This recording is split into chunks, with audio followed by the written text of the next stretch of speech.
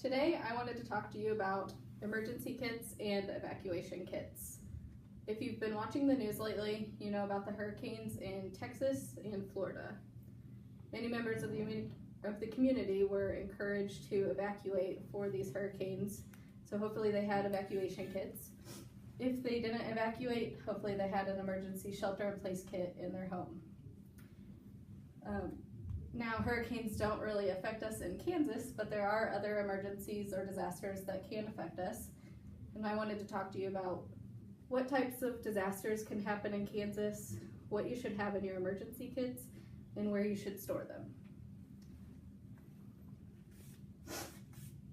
First, the type of disasters in Kansas can be tornadoes, ice storms, power outages, floods, and terrorist attacks. So hopefully if any of those happen, you have an emergency kit in place. If you don't, there's a couple things you can do. You can buy pre-made kits online.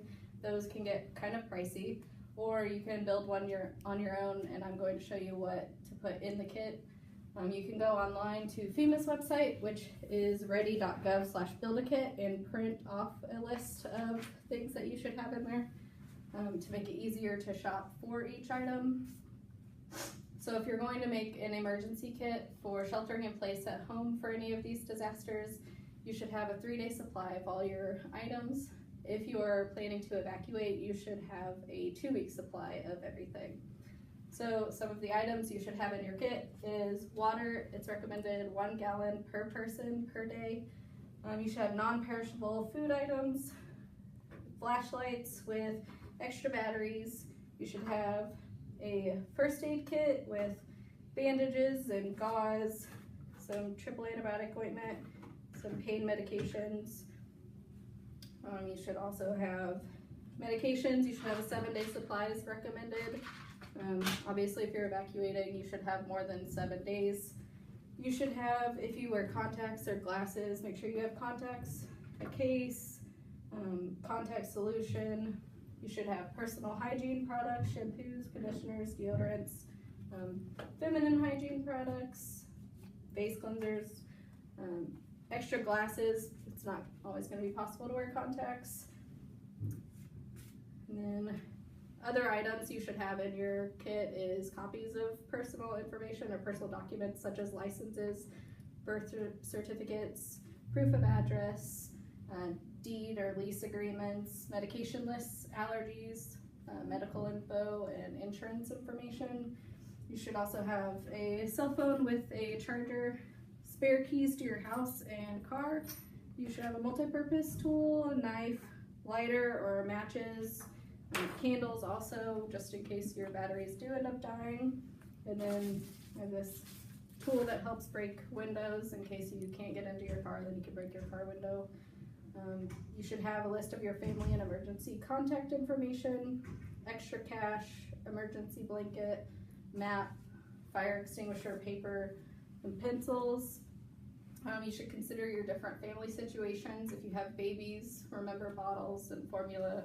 Diapers, if you have young children, remember to pack things like toys to keep them entertained.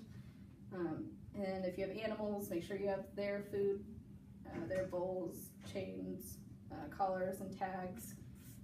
Extra supplies that you could need depending on the type of disaster. You could need a whistle, surgical masks, rain gear, towels, blankets, or sleeping bags, work gloves, tools, supplies to secure your home, extra clothing and hats.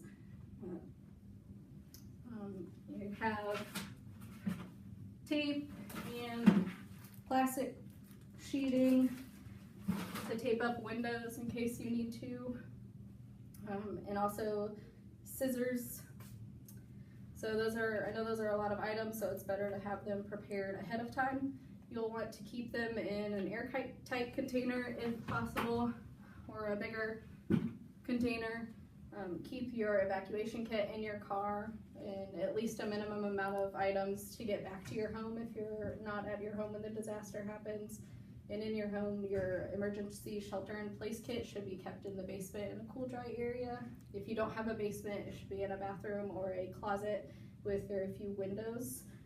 And make sure your family is always aware of where your kits are and the plan for the emergency, what they should do. So once again, it's important to be prepared, to know what to have in your kit and where it is and what type of disasters can happen. As Alexander Graham Bell said, before anything else, preparation is the key to success. Thank you for taking the time to listen today.